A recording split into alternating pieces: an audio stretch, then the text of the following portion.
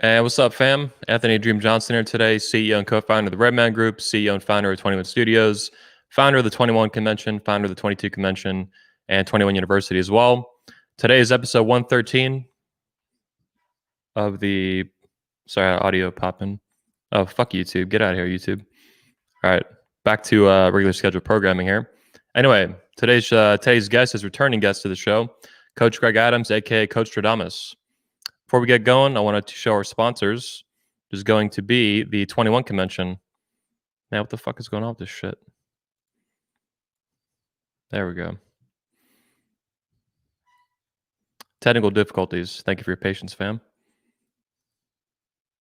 Anyway, today's sponsor is the 21 Convention. You'll be able to meet myself there, as well as today's guest, Coach Greg Adams. You'll also be able to meet Elliot Hulse, Richard Grannon, Jesse Lee Peterson, Alpha Male Strategies, AMS, and many more speakers like Ed Lattimore, AJ Cortez, Pat Stedman, Tanner Guzzi. It's looking to be the most amazing 21 Convention and 21 Summit and Manosphere event in history. You guys need to be there, and it's going to be October 1st to 4th, 2020. We're also sponsored by 21 University. We also just launched a new course there. You can see that, the Healing from Complex Trauma Masterclass by Richard Grannon. We're also sponsored by, it's like NASCAR today, Tactical Soap. If y'all can see that, they got a brand new one. There'll be a link in the description for this stuff after the show. And of course, today, for today's special guest, Coach Greg Adams, De-Evolution, which you can get on Amazon. Without further ado, all this webpage BS. Welcome to the show, Coach Greg Adams. Welcome back, sir. Thank you, brother. I appreciate you for allowing me to be here once again. Yeah, man. I appreciate it. 100%. Yeah. I know it's a little early there, too. Appreciate you getting... my morning voice on right now. It's a little early on a Saturday, but it's all good. Good to be man. Here. Yep. Good to have you back, man. You were last on episode 99 just before the pandemic hit. Yeah. So life's changed so much since then, man. It's been such a wild year. It's incredible. It's incredible. But I think, it's a great opportunity for us to give men a little bit more guidance. And that's what we've been doing. And a lot of men are in the position right now where they need a little more direction. And fortunately, we've been put in a position where men reach out to us for this particular advice. And so we're going to do our best to at least give them some information and lead them. Yeah, man. Yeah, you've been kicking ass this year on YouTube yourself. You just broke 100,000 on your main channel, 140,000 total. You're killing it, man. Killing it, man. I put in a lot of time and effort on it. That's kind of taking a break afterwards, which is something that I tell guys don't do. It's kind of like keep your foot on the gas. Yeah. But I needed a chance to breathe a little bit after getting to that. Okay. Yeah. Talk to me about how life's been for you out in California. You're in Orange County. I'm in Orange County too, but a different Orange County, Florida Orange County. What's life been out there for you in the California? How's that going? Oh my gosh. I mean, we're super. Listen, I don't. The politics is what it is, and we lean to the blue side, very super liberal in that context. But I live in a conservative area. Okay. So there's a pretty big dynamic of people wanting to lean more to the right, even people that had never thought about that. And it's all because of some of the things that you see on my Instagram where I'm talking about this. I'm like, look, people are getting awakened to the realities of, what's presented in front of us. So everybody's trying to make judgments on how to live their life going further. And, a lot of people are leaving California or making plans to leave California because. Yeah, I saw Joe Rogan's leaving, right? Yep. Joe Rogan's leaving. You talk about Elon Musk leaving. And the realities is this, some of the things that we see going on in California have been in motion already, but people were kind of asleep to it. They were like, we'll deal with it. We'll deal with it. Well, we have great weather here. And I call it the sun tax, and whatever they want to tax you on or whatever policy they want to roll out on you, that's basically a sun tax. They're like, look, you're comfortable here. It's 365 days of great weather. You're just going to have to put up with it. And this is how they treat you. Normally people either just stick around, but now people are leaving. Now you see them looking at other places. They're like, oh, I'm moving to Austin, Texas. Then Austin, Texas becomes a blue zone, right? In terms of the ideology, and people are looking to leave. And with the current rent control issues coming out now people got to pay rent. People are leaving like August 1st, today, they're packing up U-Hauls and leaving Los Angeles. So that's what we're seeing right now. Damn. Yeah, I had a friend of mine, one of our speakers, Mark Sisson. He moved, I think, years ago to Miami. He had a house. He moved like a house there, I think, a lot of for tax reasons, though, because California taxes you like crazy. And he was based in Malibu or something. Oh my goodness, yeah. And in Florida, we got all the sunshine. We got some humidity and some bugs and shit, but you know, we got the sunshine Yeah. state. But we got 0% income tax, personal income tax in Florida. Yeah, I mean, if you can put up with humidity, crocodiles and alligators and all kind of stuff and mosquitoes in Florida, then you're good. For us, we don't have we have the sunshine, but we don't have bugs. There's no humidity, so for the most part, politicians can take advantage of you here, and that's what they're doing. That's what they're doing. Yeah, it's sad, man. I've been to California a couple times, and it's a beautiful state. Driving up and down from like LA to San Diego and back and stuff. Yeah, it's amazing. And then you got like all this like commie crap. That's what I'm just like labeling it that. But yeah, it sucks, man. Yeah. Talk to me about surviving 2020 as a man. I mean, I've been having actually a really good year. I think you've been kind of in the same boat. Yeah. I think it's a lot of content creators that are putting their foot on the gas and then measuring it as you need to. But a lot of people having a super rough year. Like no kidding. Yeah, I think, but this comes from planning. This comes from the things that we've been telling men about here. I know you've had speakers talk to men about planning your life out, being more effective. For me, I always say, take a break from relationships. If your life isn't where it needs to be, you kind of need to get there. If you're being controlled by your baloney pony, as I call it on my channel, or you don't have any dick control, well, guess what's going to happen? In times where the barbarian hits the gate. I never heard this baloney pony. Baloney pony. Yeah, that's what I say to try to get around the censorship of YouTube. Oh yeah, yeah. So I try to use some salami smugglers, all kind of stuff. For women out here that are just have a high body count. I just call them salami smugglers. But and the salami smugglers. This is with the peace leave. They control you with the peace leave. Yeah, they get that peace leave out. So that's another word. I got like a dictionary. Somebody once told me they watch me. It's a lady that she speaks English as a second language. She said, "I like your stuff, but I just can't understand it. You need a dictionary." Wow. But I think you're advancing the acronyms of the manosphere. The pickup artists had this going years ago, but now you're evolving it forward. This is great. I love it. Right, which is good. I mean, I think we need to have some new terms to make people laugh for the most part. I say monkey double backflips and replacement to effing or having sex. So that way, you can get a visual of it, and it's a little more funny than what it is. But I think what happens is we've been telling guys, you don't have control over your dick. Guess what's going to happen? All right. At the end of the day, when there's the barbarian at the gate or in times of crisis, you're not going to be ready. And men like us, we've been ready. We've been already kind of doing this, and we have the benefits of having whatever our independent employment is. And then on top of that, we do the content. We're super prepared, and I plan on having a bigger year than I'm having now, but I'm not in the mode where a lot of people are, fortunately. But this is a lesson. This is another opportunity for us to say, guys, man, we got to be more prepared, because nobody's going to give a damn when we're sleeping in the back of our Ford Explorer. Nobody's going to care. Yeah. As men, we're seen as expendable and all this garbage. Yeah, it sucks. Yeah, being prepared. That's a good point, man. I mean, as a Floridian, since about 2010, I started taking hurricane prep seriously. So even when the toilet paper wars were going on and everything was running out, I already had like 80 rolls of toilet paper just because like there's that 2% chance there can be a big ass hurricane that knocks out power for a few weeks. People go nuts. They start raiding stores or doing like New Orleans type shit. Same thing. Well, if you're used to natural disasters like that, like we have earthquakes, so same thing. When the toilet paper thing hit, I was like, is that what people short on toilet paper? Like my mindset turned to, if you're short on toilet paper, like wiping your ass is like a critical thing 2 weeks in. I said, you're doomed. You're doomed. All right. I mean, there's no way you're gonna make it if there's gonna be a significant crisis. And so but if you looked at it, it was a majority of women that were fighting in the toilet paper aisles. It's kind of like, okay, guys, let's look at this from a practical perspective.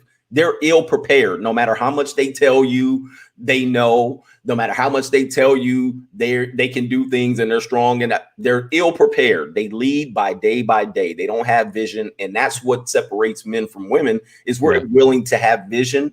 Or we have the ability to have vision. And not only that, we're willing to sacrifice for the greater good to create that vision. Women don't have it. They're short on toilet paper. They've already demonstrated their inability to lead. All right, at this point. Yep. Yeah, that's a really good point. It reminds me of something one of our old speakers said. He died of eyeball cancer a couple years ago, unfortunately. But he was a big manosphere blogger called The Private Man. Mostly for divorce guys, stuff like that. And he talked about how women, they don't want they don't really think about, they don't have a vision for families. They have a vision maybe for babies. Right. So he's like, men want to build families, women want to build like a baby at a time.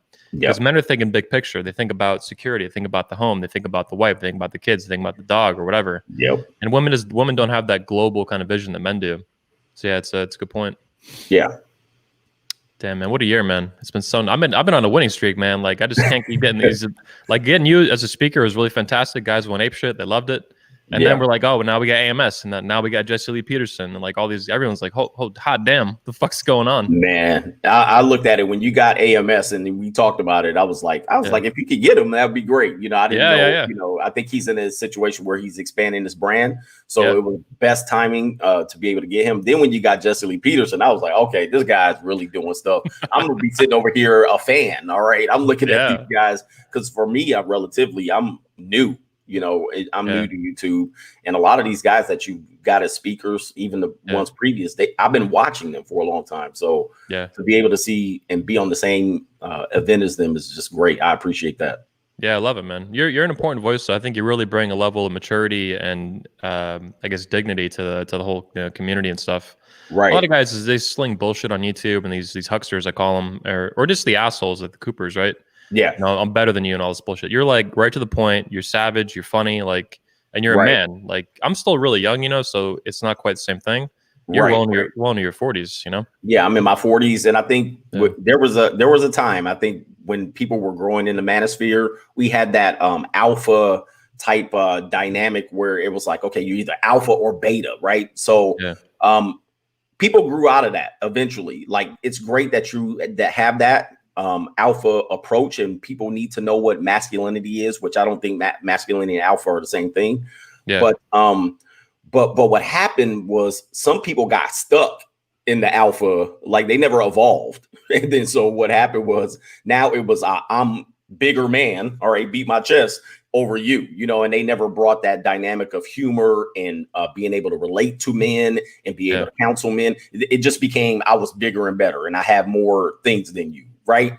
Well, if you're not going to evolve from that and evolve with the times, you're going to get stuck. All right. And a lot of guys, even some alpha guys have evolved.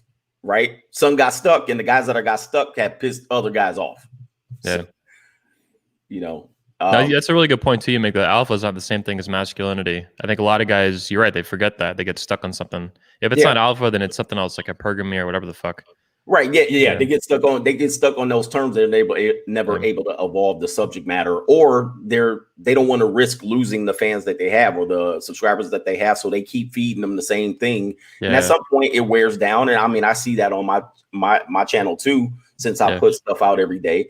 But I think when I go alpha versus masculinity, people get stuck as alpha is the guy who has the most stuff, the bigger stuff, the fastest car, you know, the biggest muscles and all of that stuff. Well, I say, that's alpha. That's great. You know, but alpha's got to fight every day. All right. Is that what you want to do? All right. Is that what you want to do? You got to defend your turf every day. If you're going to do that, that's one thing. But if you're going to take a logical approach to things, if you're going to learn how to plan, have vision, if you want to know how to create, if you want to know how to, find your purpose, if you want to know even at some point how to translate that into conquering women, conquering your life, that's masculinity. Those are going to be two different things. Or even staying out of harm's way. Like, that's how I see a lot of the, like, your kind of style MGTOW. It's guys, you know, staying out of harm's way, which is all around you today as a man. And to me, that's more masculine than it is alpha, right? You just get the hell out of the way. All right. There's target in relationship to marriage right now. Let's just say, because I've been preaching the whole gospel of look, just get off the dating minefield and don't marry. It's the safest bet. Don't cohabitate. Well, guess what happened? Right now, if you took anyone's advice on banging hotter chicks, you know, moving them in, you know, if you took that advice, well, in 2020, you're losing right now. You are absolutely losing. You're distracted. You might not even have the means to support yourself. You certainly don't have the means to support her. Dating means absolutely zero right now. It means nothing. All right.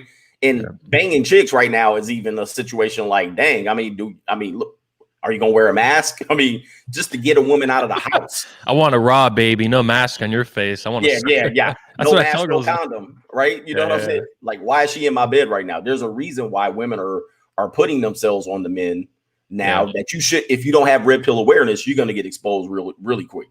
Yeah. Yeah. It's been wild this year, man, with chicks and all this shit. It's just fucking, everything's just so fucked this year. A lot of that stuff. I mean, like me and you, like doing our thing as content creators is really good. Outside of that, everything's just fucking nuts. Well, here's the deal. Look, one more thing on this one. Yeah. This is going to be the case though, going forward. All right. For a long time, you got to think, man, listen, women are scared by nature. They're fearful. Don't think this fear is going to leave once the election's over. You know, once they have a vaccine, they're still going to come out like creepy ass cats. You know, they're like cats. You know what I'm saying? They come out one step at a time. You know what I'm saying? Yeah. Like, you know, that's how they're going to come out of this whole zone, and everything's going to be, you know, they're going to be in that scared mentality, and a lot of that is going to expose men who can't control their dicks. Right? Yeah. They're going to be they're susceptible to the BS that women run, the female nature we've been talking about. Yeah. You're gonna be women are emotionally dominated too. Their emotions control them. Yep. And then they weaponize these against you using your dick. Yeah, it sucks, man. Yep. There's a lot of that going on there because these women they're losing their jobs and shit. You know, a lot of these girls do service industry, bartenders, and all this shit. All that's gone out the window, man. And now what are they gonna do? They hit you up for money and shit. They're gonna hit you up for money, or they're gonna claim that they're submissive. Oh, I want to be a wife. I want to have a family now. All of those things are going to become important. I talked about that in the book. I said when the barbarian hits the gate, when he approaches, that's the book, The Evolution. The idea is all of the stuff we've been listening to as men in our age group about equality and they can do it and, you know, more power to them and all of that stuff. It's going to go fly right out the window right now. And you have all the women who said, oh, I got a job and I got a career and I got a human resource job. Well, you don't have it now. You don't have it now. You got nothing. You got to sit there and raise your kids like we told you to do in the 1950s. Everything we told them that this is probably where your value is, they're having to do it now. Yeah.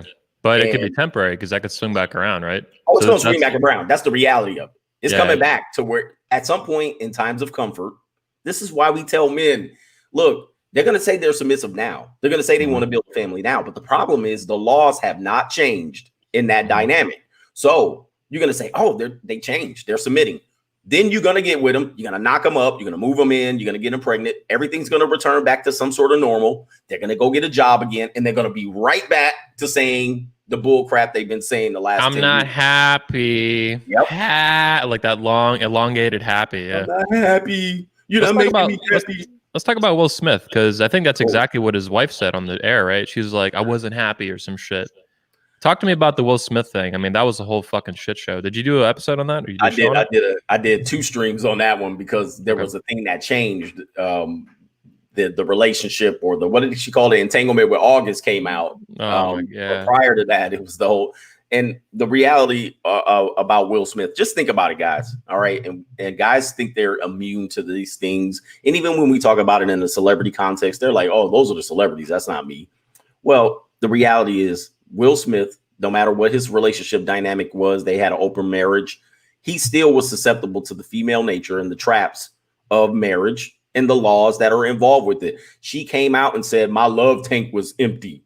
Like it was his responsibility. He provided a great life for her as a D-list actress. I mean, she was decent on a sitcom, okay, but she's not what Will Smith provided. Her life was not anything until Will Smith provided it for him. And the way he went out was that she had sex with her and their son's friends. All right. Whoa. Listen, I know an open relationship. There's still rules in an open relationship. There's still rules. Then this is what people have to explore when you're looking at alternative relationships. And number one, for men, open relationships benefits the wife. It doesn't benefit you. You're going to get one piece of peace leave. She's going to get 100 and she's going to get 110 cocks thrown at her. You can't keep up. You won't be able to keep up with the number. So anyway, the number 2, I know that was a rule violation in terms of the open relationship. Having sex with your son's friend who supposedly had a mental breakdown and she was supposedly in a position to help him through that. That was a step over the line. He worked 30 years hard. And now this is his result. Yeah, it's insane, man. It's crazy. I mean, some of the guys say it's a different context, like you're saying with the celebrity stuff. But to me, it's like these celebrities, whether it's Will Smith or Brad Pitt or Johnny Depp, they have so much wealth and relationships and power and they still get fucked. I mean, they have unlimited money effectively for attorneys and all kinds of shit. Any kind of contract they want, any kind of court stuff they want to do, Yep. they could still barely make it or they get fucked. I mean, it's fucking crazy. The Will Smith's got embarrassed on like national TV. Embarrassed. I mean, yeah, easy. I mean, that's putting it nicely, right? Yeah. Yeah, but so here's the conundrum that we deal with in Red Pill. If we're going to tell guys to just get fast cars and get money and bang hotter chicks, well, is that going to protect you from? Is that going to literally protect you from the rest of the stuff that I talk about? Right? Yeah. If I just say, like, look, go your own way first, then build your life, and then after you build your life, still don't marry, cohabitate, or get into a long-term relationship. That's still going to protect you. Because you name the guys, Johnny Depp, he getting beat up by his 115-pound girlfriend, right? Yep. Literally, this dude's making $30 million a flick, and he's getting beat up and berated and drugged through the court system right now. All right, money does not protect you. Money does not make you masculine. Now, it might make you feel alpha for a minute. But if you still don't have the foundation of being a man and know what's masculine, you're still going to lose. And guys are still losing with money. And it sounds to me like you listed these in order of things that are in terms of how dangerous they are. So you mentioned marriage, cohabitation, long-term relationship. Yep. That's in your mind, that's how that works, right? In terms of hierarchy, what's most dangerous? Would be the most important to the least. Yes. Right. Yeah. Right. Damn, man. Yeah.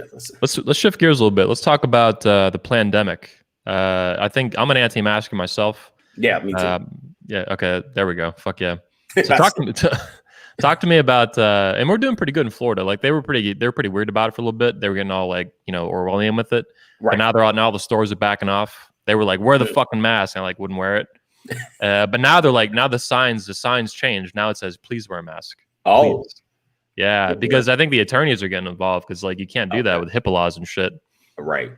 Yeah. So now it's all softening up. All of a sudden people don't harass you no more if you don't wear a mask. But people still look at you and shit. It's like, yo, fuck you. Right. But talk to me about the mask. I mean, independent of any medical stuff, like what is the mask to you?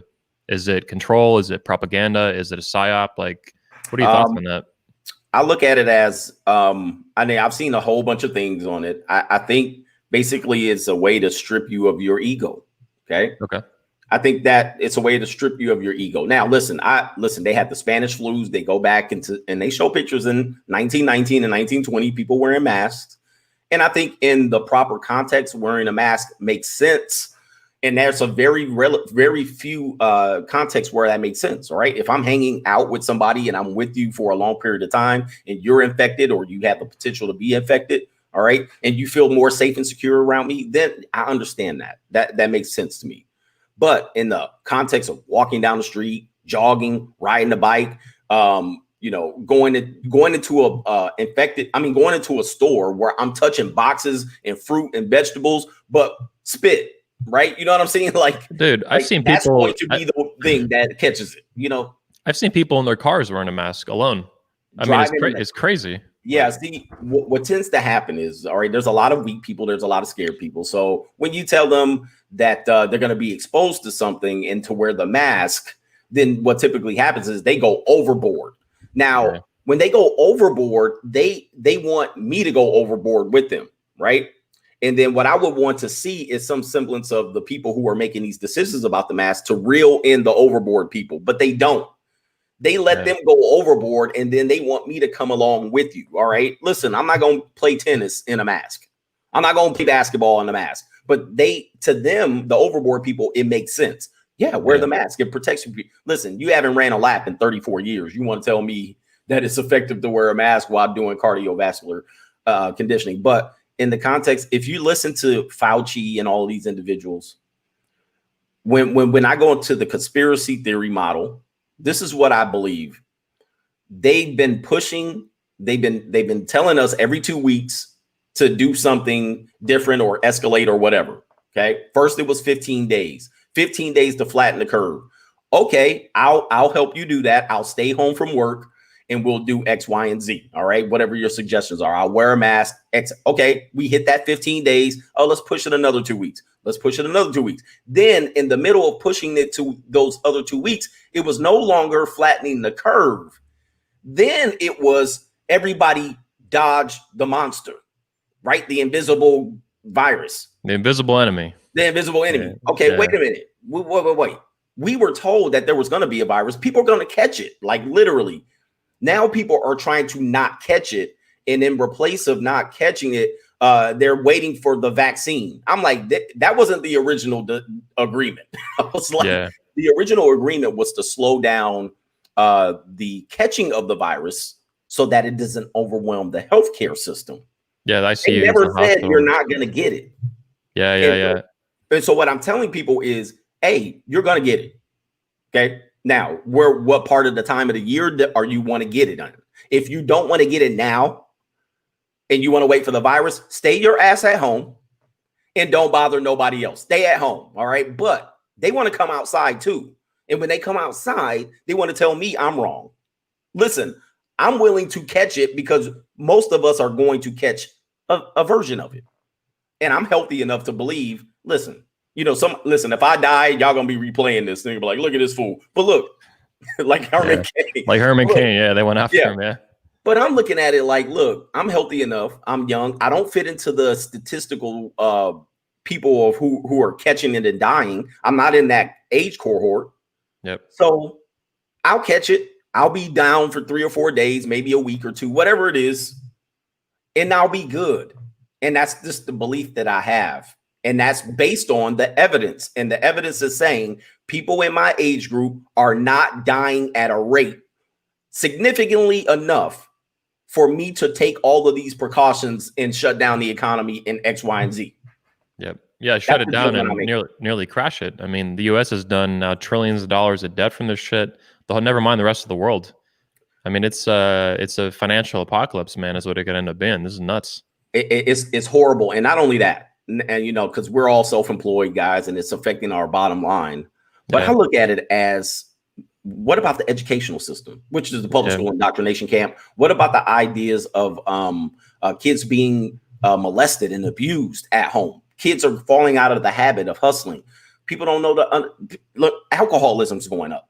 Okay. Yeah. Domestic abuse, divorce is going up. If I look at the side effects of what's happening, in order to protect some 60-year-old person who hadn't ran laps in 30 years and they got diabetes and they've eaten pork rinds and beef jerky and drank themselves natural light under the table. Listen, it doesn't make sense for us to go through all of those precautions for that particular population of people. I'm not saying people have a right to die, but I'm looking at it like, we're going to have all this abuse, all this divorce, all of this, what do you call it? Dysfunctional family. Yeah. Kids not in school. The domestic violence has gone through the roof, man. I know cops in the Orlando area, and they said as soon as the pandemic hit, within like a week, DV calls went like way up. And that's probably, that's why it continued. Yeah, it sucks. Well, here's the other thing now. Now you tack on the civil unrest, which I think they benefit from, right? They want people to be out there and be chaotic and then cause division, because then that creates more fear. And I tell people on my platform, whether they're black, yellow, green, I don't fall for that. like that is the trick. And they want you to have that civil unrest. They want you out there distracted and, financially, basically, attach them. But if you think about this, the civil unrest ultimately is going to slow down our ability to recover. Because now we're fighting over stuff that we can't even repair right now. Like, we're talking about taking knees. We're talking about history. People talking about the conquistadors. People talking about 500 years ago. I'm like, what does that have to do with right now? These people are delusional. They're like, oh, let me tear down a statue of the Italian Christopher Columbus. Okay, racism's over. I mean, it's like fucking stupid beyond stupid. Right. And I'm a history major. I love history. I'm a history buff. And I believe when people are trying to rewrite history right in my face, I'm offended by that. Listen, history is important, whether it was good history or bad history. And not only that, bad history serves to teach us lessons on how to avoid stuff in the future. So if I tear down all the bad representations of history, well, what I've done was I've erased it. And now future generations, including the idiots today, they don't realize that what they're walking into is a trap. All right. And they're walking into the same trap people walked into 100, 200, 300 years ago.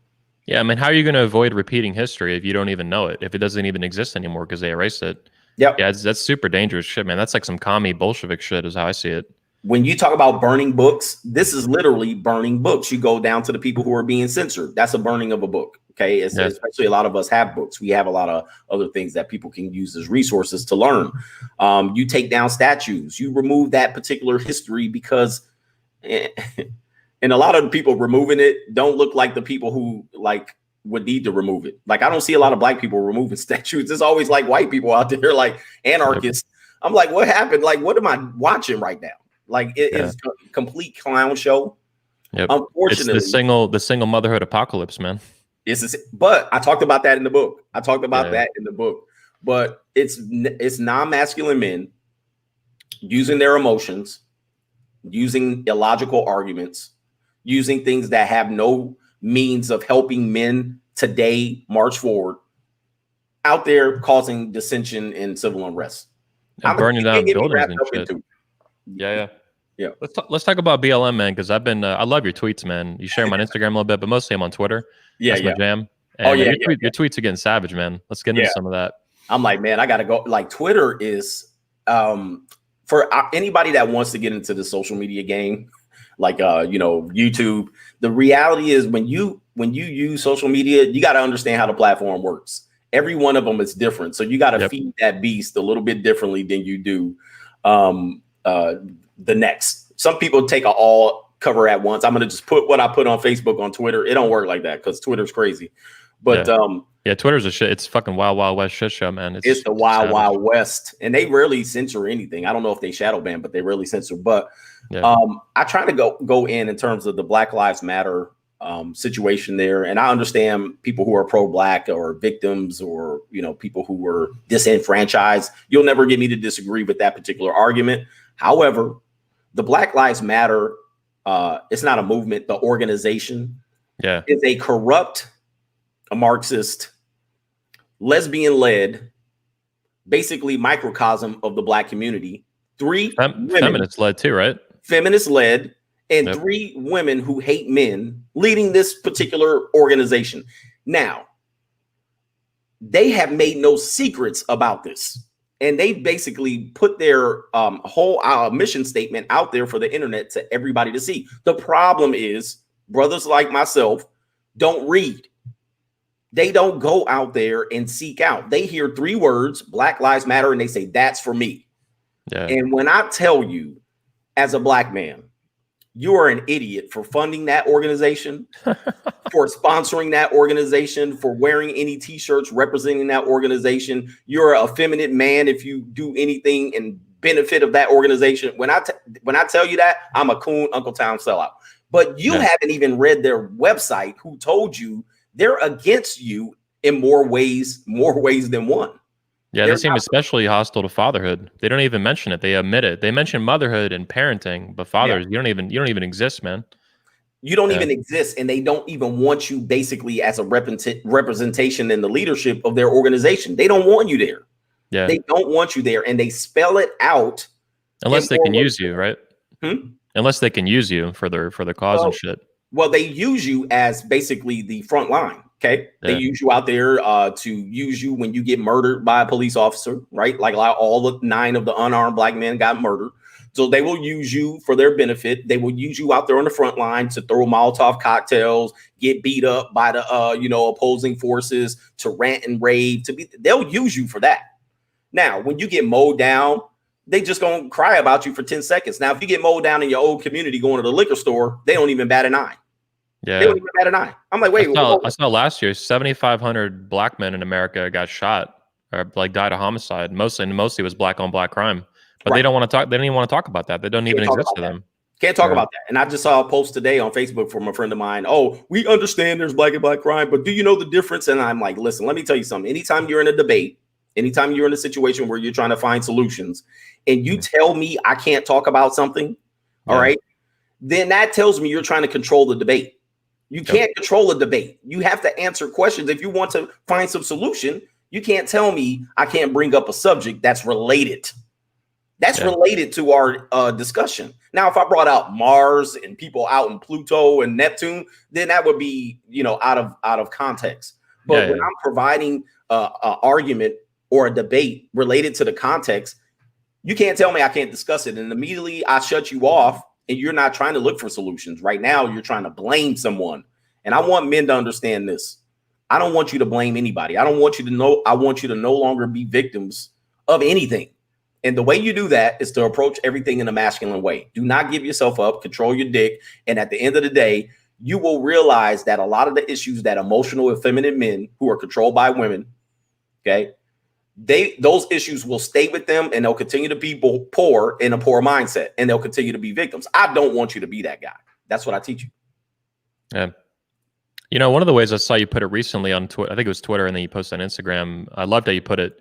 And I think you were like, as a black man, when did I elect lesbian feminists to represent me? And you were like, never did I do that. Never would I ever. And I've worked with lesbians. And listen, I don't have anything against lesbians. All right. Lesbians are feminists. I would never have them in my close domain. Yeah, I know them. But listen, I coached college women's basketball for like 15 years. I've been around a lot of lesbians, and they don't make good decisions. Okay. Not a lot of people make good decisions, but they don't. All right. They are not people that you want to ride with. But in terms of lesbians, they tend to be the ultimate feminist, because they are on the gender spectrum. See, a lot of people are on one spectrum. Like if it's white women, they just be a feminist for their white cause. Well, lesbians are feminists when it comes to gender, sexual orientation. Most of them, if they're black, they got the black power issue. They got the patriarchy, the single mom. They are like the worst when it comes to that. And you got to be cautious of them. And here's the thing about BLM.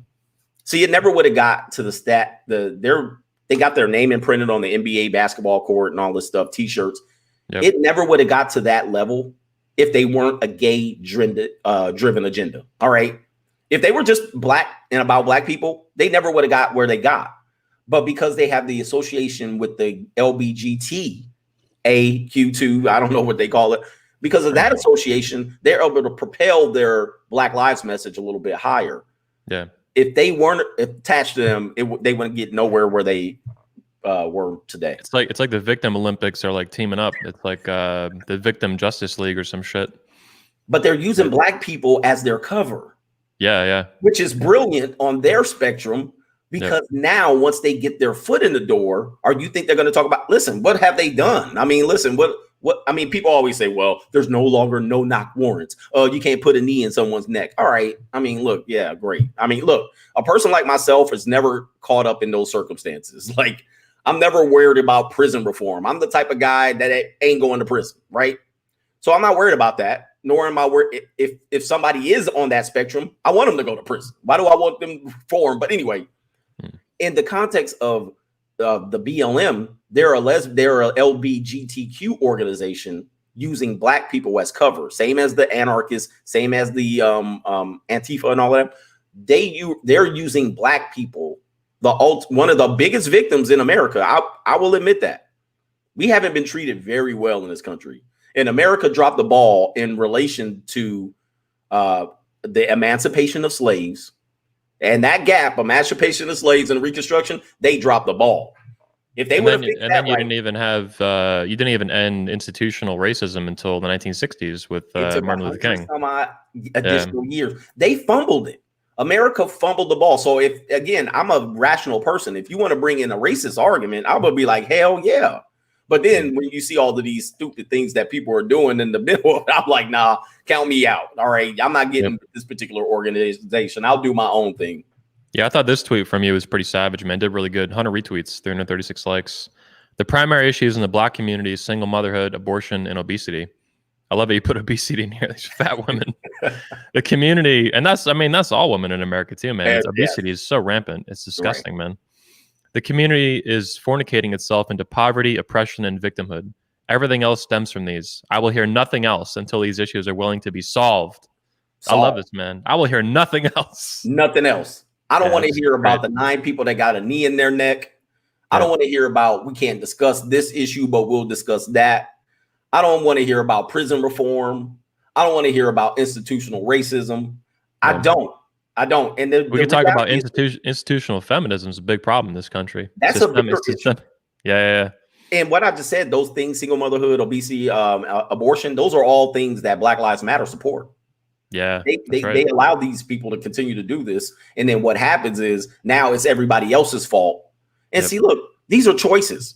What I just talked about, those three things, those are all choice.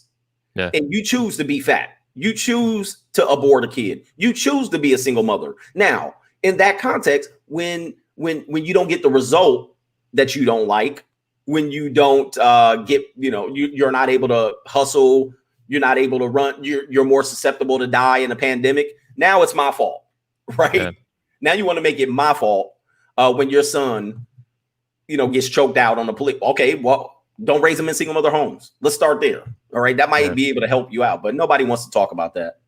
Yeah, single motherhood, man, is so toxic. It's gone up so much. I mean, the Black community has it the worst, but it's every community is getting it now, and it's all going in the same direction. It's all the same end result, which would be like the fall of Rome. I mean, I think blacks now, the Black community is 75% unwed mothers. Yeah, but whites are at 40%, I think, or something like that. 40%, 40%. Yeah, 100 years ago, it was like 2%. It was rare. Yeah, in the 1950s, I think I put this in the book. It was 5%. Yeah, 5%.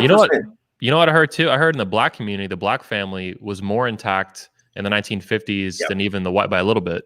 By a little bit, but they were more likely to be married and have families than white people. That's Black amazing. People.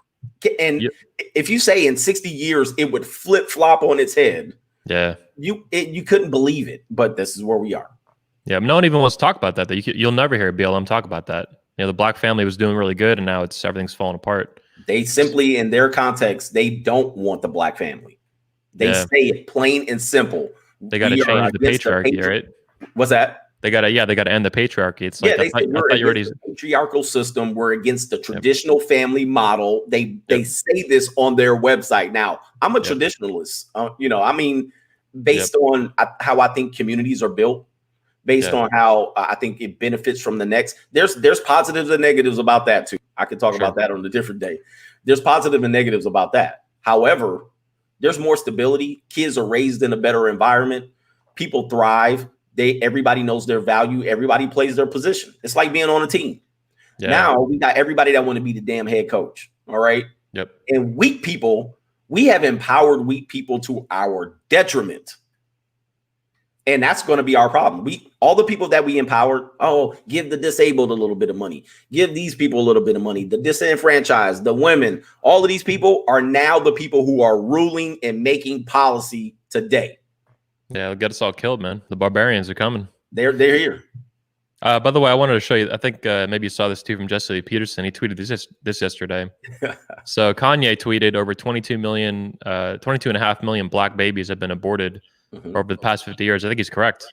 The Blacks have it the worst with abortion, man. It sucks. It's been brutal overall, over 46 million over the past 50 years.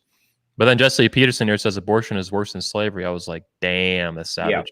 He's unbelievably savage. It's crazy. But see, I've made similar statements about slavery and in the context of these things are worse. For Black people, that's our thing. You know what I mean? Like if you say slavery, we're supposed to be like, oh yeah, can't touch that. Well, a lot of Black people now are coming out and saying, yo, there's a lot more things worse than slavery going on. And people go nuts. They're like, are you serious? But abortion, let's think about this. I would probably say, and I'm just guessing, all right, but I would love to see the research on this. Of the 22 million Black children that have been aborted, I would probably say the majority have been men. All right, I'm going to just say that. And listen, I don't have any evidence to support that, but I would love to see the evidence against that. If anybody has that, please contact me. But when you have a group of women who have willingly walked to the abortion camps, all right, dismembered their children, and then complain about the lack of available men, the men that are in prison, the men that are in the system, the men that are victims of institutionalized racism, and you are pretty likely to be the cause of one of these men not being present on the earth. Well, now we got an interesting conversation, okay? Because you are responsible for the current situation of men, in essence. And it's all under the cover of night.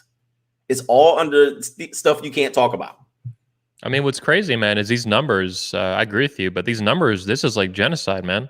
I mean, even the Nazis didn't even kill this many people. The Soviets did, and the Chinese did. But Okay, this well, is yeah, like this is a slow motion. I see this as like a slow motion genocide, man. All right. abortion, but this is focusing on the black community. That's crazy. Well, when you go, That's like Stalin level shit. it's Stalin level. Yeah, Stalin didn't kill that many. I think he was at 10 million. Okay, and he ruled for like 30 years or something, 20 years. Well, look, let me look at it in this context. If you research Planned Parenthood, Margaret Sanger, if you research her original reason to have birth control in the black community, it was to exterminate and limit the amount of black people that were children that were being born. Okay, now if you look at the where people line up ideology politically, they actually line up in support of Margaret Sanger. They line up in support of feminism. They line up in support of abortion. They line up in support of Planned Parenthood. And these are the things that have exterminated your community. Margaret Sanger basically were saying, we don't want black people to procreate like rats. Okay. Basically, that was her platform. And not only that, one of the biggest supporters of Margaret Sanger was Hillary Clinton. Okay. Hillary Clinton idolized Margaret Sanger. Now, let's fast forward. Hillary Clinton was about to be elected overwhelmingly by black people to be their leader. And when we put this into context, you will see real fast that a lot of these people that we think are supporting us are against us. Yeah. Democrats, I think Democrats are as racist as shit, man, especially these white liberals, man. It's all projection, you know? They all say they're against it, but really they're for it, man. I'm the most racist people that I've ever encountered, and they tried their best to not be racist as white liberals. Okay, they tend to be the most racist, and they say the most racist things, and they think they get a pass because they're supporting.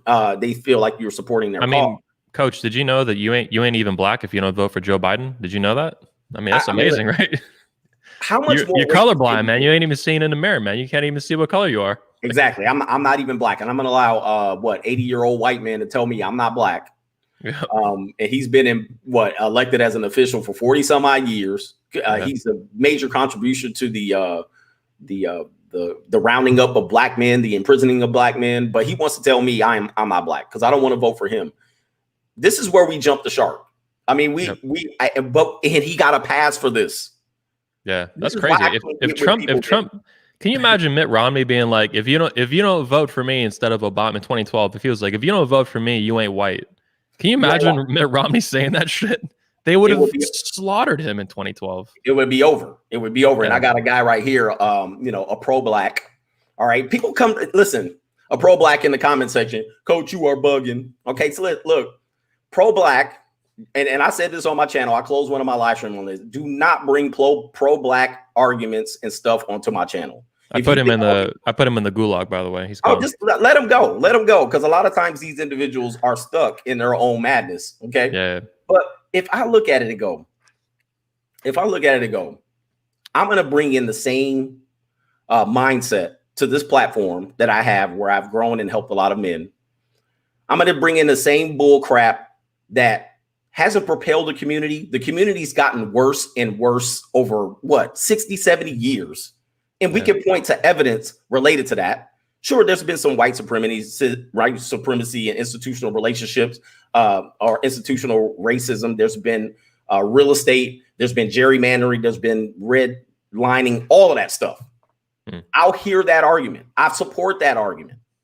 But if you want me to protect the black community in terms of the decisions that they make and give you a shield and protect you from the ridiculous stuff that people are supporting and you want me to support that, I'm not going to play that game. That's not the context of the stuff that I talk about here. You know, on this issue, we've had some other black speakers say, so let me know if you agree or not. They say the black community today is basically a matriarchy. It is a matriarchy. Because of single motherhood and these issues. Is that, so you agree? I agree. And I could go back to people that have a unhealthy relationship with their black mothers. Okay. You got to detach from your black mother from the start right now. I would tell any man, white, black, Asian, if you have an unhealthy relationship and a connection with your mother, so much so that if I say, yo, mama, you want to knock me out? You want to shoot me? You already stuck. You're stuck in the matriarchy. You've empowered the women so much so that you would rather call me a Tom, a sellout, a coon, but you got your black women running the community to the ground. Okay. You got them running into the ground. And feminism started in the black community. They got their claws and entangled into the black community. So the feminists that we see now, the white women, and all these women talk, listen, they started that in the black community, and look at the results. Look at what happened here. Black women were the first women that say, yes, I don't need no man. I'm strong and independent. I can do it on my own. Well, the data does not back that up. You haven't done anything on your own. You've been walking hand in hand as an agent of the state with the government at the detriment of black men, period. That's what the data supports. Now, it's sad, man. You know, black Americans, you're an American. Like to see this happen, and now it's happened to everybody. It's like started there, wrecked your community, and now it's spreading everywhere. And like we're all going to die if we don't stop it. We're all going to die. Listen, and is that a Coachtradamus prediction? We're all going to die. We're already going to listen. Well, I think at some point we'll be at the point of no return. Okay, and I think the only way we return, I always got these crazy thoughts, but it's backed in history though. It's steeped in history. They had an Enlightenment period, which I believe it was 1700s, 1800s, where people got closer to God and religious. And I'm not a religious person, but because of the recklessness of society, they got closer to religion in order to kind of recover, right? There's going to be an Enlightenment period, whether it's we're closer to religion, God, science, or whatever it is. There's going to be a point where we wake up and we look at the things that we actually are supporting and that are going left as opposed to correcting itself. There's going to be a course correction. Yeah, we're going to get out of this thoughtness. We've been trying to start it, man. We got to make women great again, man. I got you as a speaker there. We're going to do it, man. That's the Enlightenment period. We could start that. Hey, we haven't got the light on it, man. We got the sunlight going here on it. That's right. But you know, this to me, it speaks a lot to what you're saying. I see right about, you know, you talk about the thought culture and the thought nation in your book, and you talk today. You were talking about TikTok. I can't pull the comment up. Fucking Instagram sucks here. But yeah, the thoughts can get us all killed, man. We've got to make women great again. I say, if we don't make women great again, everybody, if that doesn't happen, like America will collapse. There's no fucking way. Feminism will get us all killed. Single motherhood will kill us all. It'll just fall apart. Like and that'll be true for any nation that feminism invades. Mm-hmm. And they're really effective, man. Even the Muslims are getting scared, man. They sense the feminism coming in. They're like, oh shit. In Poland, man, they hate feminism, but even there, they see a little bit of feminism, and they're like, oh, could crush it immediately. Because it's crazy.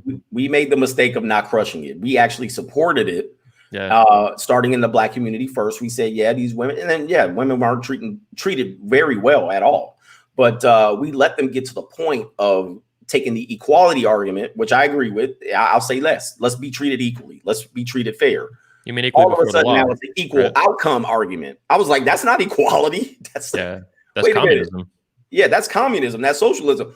I'll get treated fairly, because then if I'm against the treated fairly argument, then me and you wouldn't be treated fairly, and I would have to live up to that. Well, I don't agree with that. I want everybody to be treated fairly. I want everybody to have the same opportunities. If that's what you want to do, if I drive by a construction site, I want to see 50% women and 50% men, but I never do. All right, I only see 100% men over there. So obviously they don't want equality. They just want equality in the outcome, and you allow them to switch and move the target and not realize it. And then they want freedom from responsibility. They want to, all that, like you're saying with the jobs, like construction jobs or garbage pickup. That shit's all 99% men. Yep. And it's a responsibility of a job that someone's got to do. Somebody wants to work. Somebody got to do it. Yeah.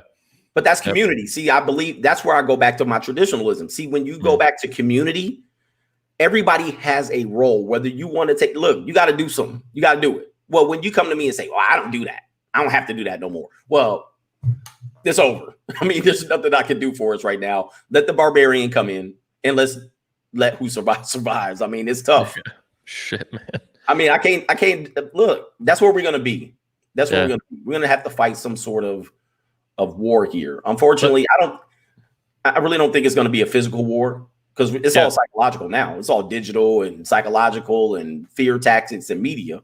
Yeah, I was going to ask you, I had it written down as a note here, like, what are your thoughts on the civil war in America happening, say this year with the election and stuff? Right now, we are at war. Okay.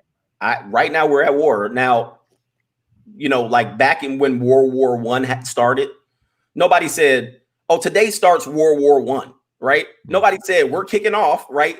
It was later on, as things progressed, that they said, "Oh, this is World War I," right? Like they actually was able to label it and discuss it and put it in this little capsule. It was between this period and this period. That's where we are today. At some point later on, we're going to be like, "Oh, this is when it kicked off," right? Yeah. Now it was kicking off now, and we're in the midst of all of this. But the war is not, well, it's not physical for everybody. There's people in Portland, Oregon, Seattle. They're getting physical right now. Yeah. That's war.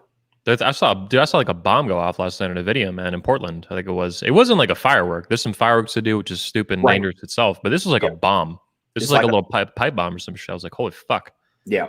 And if you know anything about domestic violence or anything, it's the same context. Now, if a woman or a man is emotionally abusing you, is physically abusing you, they got you in this psychological warfare, you're at war, but it doesn't kick off until the first punch is thrown. Now it's the official war, and you can go back and say, well, on this date, the punch was thrown and I got knocked out. That was the start of the war. Well, it wasn't the start of the war. The war was already going on. It was festering. There was a whole bunch of stuff happening psychologically and civil unrest well before the punch was thrown. So this is where we are. We don't have the punches thrown where we can see it, but there's already a psychological war going on, and people are losing right now. People are losing. Yeah, it's brutal, man. It's I mean, on one hand, there is some pushback with the masks, and even before the protests started, well, the smaller protests for the lockdown stuff and all that, right? But it's alarming, to say the least, at minimum, with how many people put on these masks and just like, they leer at you and shit, and everybody's all fucking sketchy. It's like, I haven't even met anybody who's sick with COVID. Like, I haven't met anyone with COVID. I had a relative that had COVID. Okay. Older relative in her 80s, and she didn't die. Yep. She was sick for 3 days. I was like, damn, if she caught it, I was like, I'm good. Like because I'm in a healthy state, and she's 80, but she's a healthy 80, She's the only person that I know of that had it. Yeah. Everybody else that I've known hasn't had it, and we don't have it. And listen, the people that they're saying got it don't have COVID, or the people who died of COVID, they didn't just get COVID and died. Did you see in the news?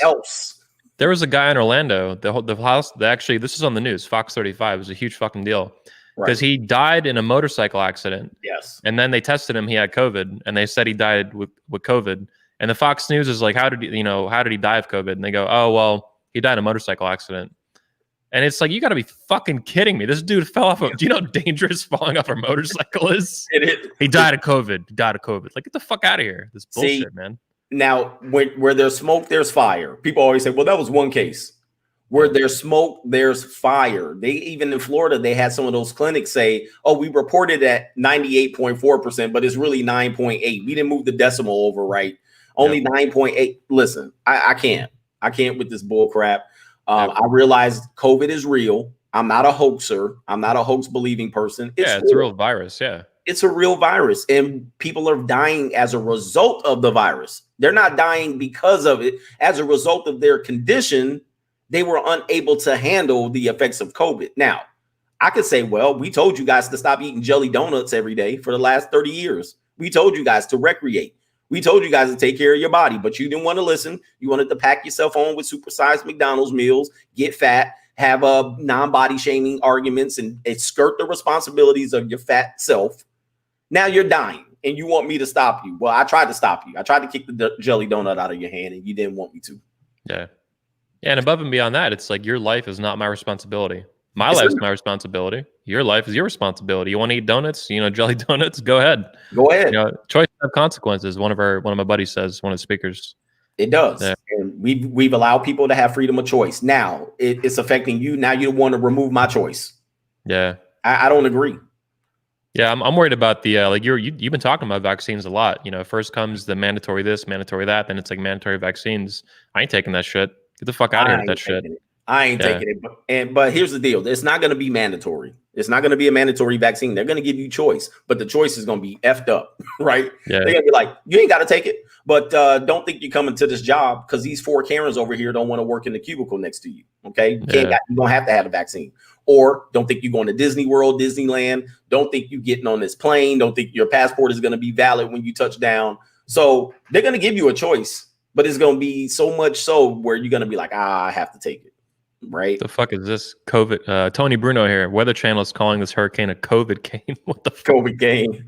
Oh man, yeah, we got a hurricane coming up for Florida, but it's probably a little baby. Okay. Yeah, it's hurricane season coming up. But I think a lot of these issues that we're seeing now are going to be magnified now that natural disasters are imminent. Yep. Imagine a protest now and then the hurricane comes in. All right. Or people are loot. They can't pay their rent, but then the hurricane comes in. They've been evicted or it's going to get brutal. This whole year is a clusterfuck, man. It's just amazing. Yes. Yeah. So we got to round it up here. We got about 10-15 minutes left before we got to round up. Yeah. Give me some final predictions from Coachtradamus. Yeah. I love that, by the way. I saw that recently. I was like, yeah, Coachtradamus is good. Coachtradamus, yeah. Start with the election. Do you think Trump, I mean, obviously it's pretty much Trump versus Biden at this point, unless Biden drops out or dies or something, with dementia or whatever the fuck he's got. So, start with the election. Who you think is going to win? And then any other predictions that these men should know to take care of themselves, be the best man they can. Yeah, I think Trump wins. I mean, the possibility of him not losing, if we look at history itself, is small. They're telling us that the election results are close. And if you look at the Electoral College, yes, I mean, there's a possibility that he would have to do significant amount of work to win some of the states that he won again. Yeah, but very rarely do presidents not get reelected. I mean, it's very rare. Yeah. So Biden will run, but at some point he's going to declare himself incompetent. And there's simply no passion behind Biden. So I don't see that there's a win unless they cheat. Right, which they are. They're going to cheat like hell. They're trying. Right? Yeah. They're going to cheat. But again, like just because I say Trump's going to win doesn't mean I'm a backer. People be like, "Oh, he's a backer." Look, I look at the best and worst poison in the situation, and I go, "Damn sure ain't on Biden's side." But that's my prediction on the election. I think Trump wins. There's a lot of silent majority out there. There's a lot of people that are being bullied into silence, and they're going to let their voice be heard. On the election, and there are going to be some pissed off people. We think there's a riot now.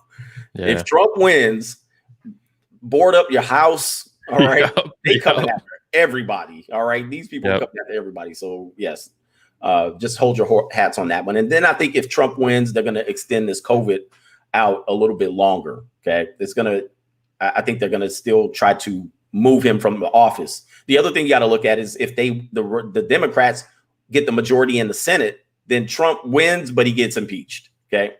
Yeah. So, you know what I mean? Because then they'll have the House majority and the Senate majority. They'll impeach him. So doesn't mean that he's going to stay in office if he wins. That's a possibility. Yeah, it's amazing, man, how much bullshit. They're trying to do the impeachment again now, even before the election. There's a big op-ed that came out in the New York Times from this dude because Trump tweeted about delaying the election. Should we delay the election? Oh, impeach him. It's like, get the fuck out of here. It's a question. Like, it's a question. I mean, and they delay in World War II, they delayed election. All right. FDR basically served 4 terms. He was elected in the 4 terms because of the conditions of the country. It's not against history that he would even offer that as a suggestion. But again, if the Democrats win majority of Senate, he's going to be out. Yeah. What do you think about VP pick for Biden? Kamala Harris, someone else? What do you think? I think his best pick for him would be Keisha Lance Bottom. All right, from Georgia, the mayor of Atlanta. Oh, the crooked teeth bitch. Yeah, she got she actually had COVID. She caught it, but her city burned down. He doesn't have great choices. Okay, he doesn't have great choices. But what president does? Most presidents pick someone that basically serves as an image of who you don't want to be in his position if you impeach him. Right. So like Dan Quayle, George, like you were like, we impeach George Bush. You're like, well, we don't want to impeach George Bush. Look at Trump and Pence. I mean, Pence is like super hardcore Christian. So you impeach Trump. Hardcore Pence, radical. I mean, if you think Trump's bad, put Pence in there. I mean, for people who don't like Trump and think he's racist and radical and traditional and conservative, you got Pence to deal with if you impeach Trump. So you always want somebody who you don't want in. So in that mindset, it's either Kamala Harris or the woman who ran for governor of Georgia and lost, the big woman, the big black woman. Yeah. Big. She would be the picture of you don't want her. What's her name? Yeah, I don't even know. Who knows? I call her Pete. She got the fucked up teeth. That's all I look at her. She's really but Keisha Lance Bottoms would be his smartest pick because she would run him right out of the office. She would take over on him. So yeah. God, man, what a fucked up year, man. Any thoughts on Kanye running for president? That's been a whole thing. Nah, I think it's gonna calm down, but it's Kanye being Kanye. He can't do anything. But I mean, he can't get onto the ballots. He could get written in. I think if his name's not printed on the ballot, it won't be able to be significant enough. Yeah, I agree. Yeah. Any thoughts on thoughts? Thought culture. We see TikTok getting banned today. It looks like it's about to happen. I think today, this weekend. Yep. That's what he says. He's going to sign an executive order to get rid of it. And thoughts are going to thought. They're going to find another way to thought. They got OnlyFans as a possibility. I think anytime you try to extinguish thoughts as other than putting the chastity belt on them and tying them into the house at this point, they're going to find ways to thought. They're going to find a way to thought, and they're going to benefit from that thoughting. Women going to thought. Yeah. Yeah, it is amazing, man. I started picking up girls in the pickup artist community back in the 2000s, late 2000s, 2006, 7, 8. And to see the dating market change since then. I mean, back then there was no Tinder, there's a little bit of Plenty of Fish kind of shit, but there was no sugar babying. At least it was really, I didn't even heard of it back then. Right. Like I guess it existed, but who the fuck was doing it back then? Right. And now every girl, dude, the average girl in Orlando is on seeking arrangements. She's starting OnlyFans. There's a good chance she actually has an OnlyFans. Right. She dumps her Venmo account and her Tinder.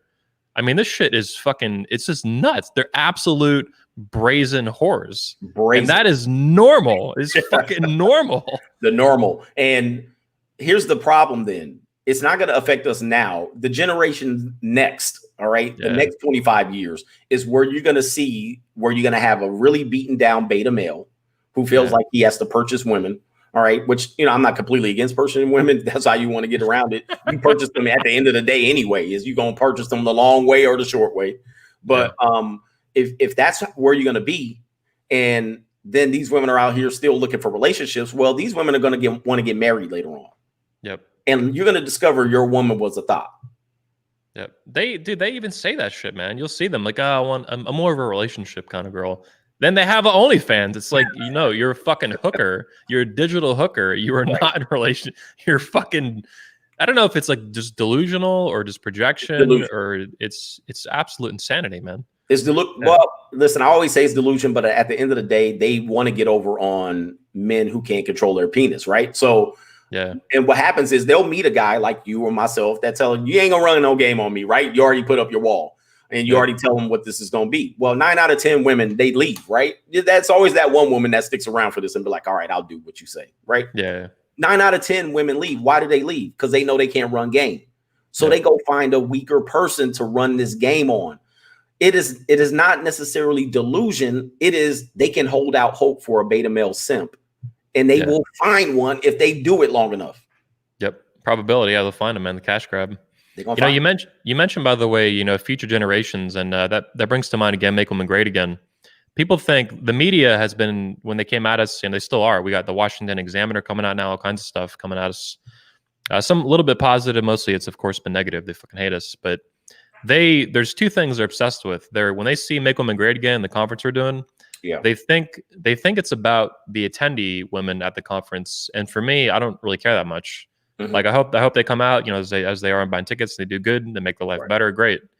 But I'm interested, first of all, in the speeches that you speakers give, because we record that, and then we're going to publish that on YouTube and shit, and it's going to reach probably millions of women. We do that all the time anyway. They're going to watch it, whether they buy a ticket or not. Yep. But then on top of that, they see Make Women Great Again, and they think we mean, and I don't anyway, as the organizer. I'm not really that concerned with millennial women because, like you said, it's a lost cause. Lost cause. But I am thinking about. I was tweeting the other day. I was like, I'm thinking about women who are not even born yet, women who are not even in the womb yet. That's what I care about. I want to change the course of America away from this thought nation insanity. Get back to some. I guess I'm a traditionalist in some ways, but other ways, like I think we should build something better, something that's that all women can benefit from. Yeah. Whether they're Christian, Jew, or atheist or whatever, like. An American femininity that's not just dog shit. This is crazy stuff. And I've seen bits of that, man, like in other countries, like Poland is beautiful, man. It's so much healthier. Well, the stuff that you're doing, putting this together, and the stuff that the people that you're bringing in, the speakers, our message is going to be heard years from now, right? Just like we look at people from years back and we go, oh man, they had it. This was such a great idea. Let's follow that. Right now, people are bucking us. They're bucking the system. They're bucking the change. They want to go out there and thought because it's the easiest thing that you can do. There ain't nothing easier than she can do than to spread her legs. That's the lie on her back. There ain't nothing easier than life, because then she collects resources. She has access to your future resources, etc. Well, somewhere down the line, people are going to say, man, that damn Anthony Johnson was right. And you're putting this stuff out there and people are going to find it later. And that's where the difference is going to be made. I agree, man. That's what I'm counting on. Yeah. Because these women now, there's just no way you can. There's a little bit will change course. A few. There's got to be a couple percent that'll turn it around. Either they didn't fuck up in the first place because they had good parents and good dad and a good mom, right? Or they're gonna go to the conference and do something. The other ones, I expect them to just bitch about it and share it, and then years. Yeah, exactly. Yeah, that's perfect. Exactly. They're so stupid, man. They fall for everything. So dumb. I see you retweeting people that hate on your conference. I'm like, dude, the worst thing you could do is respond negatively to this, because I'm going to use it and say, see? Yep. I love exactly it, man. Why we need it. Yep. And the average person too, that's like middle America, the silent majority, they see a lot of this. They don't like it, man. Right. Last question here before we wrap up. Who are you most excited to see and meet at the event? From the speakers. Hot take. It's a tough one. But when you added Jesse Lee Peterson, all right, okay. I was like, I want to talk to him. I want to sit down and talk to him. I love not disrespecting any other guys, but I thought that was a hot addition, because he's polarizing. Like the stuff we're saying, I think I'm not polarizing, even AMS, but we're polarizing in our own way. But I think Jesse Lee Peterson is on that next level. I want him to interview me, and I know he's going to tear me up, because he goes, it don't matter who you are. Like he gets into the deep recesses of your opinion and sees if you can stick to it. Gets in your head. Yeah. He's good. So he's actually speaking to at all three events: the fatherhood event for patriarchy, the main event, and then also for the women. So he's doing all of it, man. Good. And he's also coming on a Redman group in a couple weeks now. Okay. So I'm on soon. I'll check him out. You should interview him, man. Meet him at the event. And the one thing about him is, again, he's been doing this for 30 years. Yeah. He's been doing this for a long time. And to see him actually stick with it, and then get to the position he's in is admirable. It's motivating to me, because I'm like, all right, I'm on the right track. This isn't just a fly-by-night thing where I come in here and put some YouTube videos on. Yeah. I'm going to do this, whether this is the platform or whatever any else is the platform, and I'm going to keep doing it. Hey, you're building an empire, man. Fuck yeah. Exactly. I've been doing it I literally have never done pretty much anything else in my whole life as an adult. Since 17 years old till now at 31, almost 32. Yeah. This is what I love. I love doing it. And it's, the culture has changed so much since I started, but I've slowly gotten into, I think, the right side of history. As necessary. Before when I started, I just wanted to bang chicks. I sucked with women, and I wanted to get better, and I wanted to understand why so many other men like me had that problem. Yep. But now it's evolved and all this stuff and this whole culture war, man. And it's the right timing. See, you built it at a time where it wasn't the right timing, but now you're going to benefit, and everybody else is benefiting because you stuck with it. Yeah. And to be a 32-year-old guy in this position, man, shit, dude, there's dudes right now, 32, they don't know where the hell they're at right now. They don't even know what day of the week it is right now. Damn. So let's put that in perspective of where men can go when they actually have a vision. This is and you're doing it against the system. Yeah. Shit, dude, come on, man. We can do it, man. We actually have more power and ability to do it. We just can't control our dicks. That's it. Yeah. There we go. We let our dicks lead us astray. No peace sleeve. Control the penis. Control the dick. Yes. Yep. All right, man. Appreciate you being on today's show. Absolutely. Once again, episode 113. You guys can also check out episode 99 of the Redman Group, where Coach Greg was on with me back in early March, just before the pandemic. You can go get his book on Amazon, De-Evolution. He has other books too. I think the other one's called Free Agent Lifestyle. Yeah. That's your main one. Yeah. Once again, we're sponsored by Tactical Soap. This is actually a brand new one they just sent me. And if you attend 21 Convention, you get a free pack of this. You can also get it on the link below.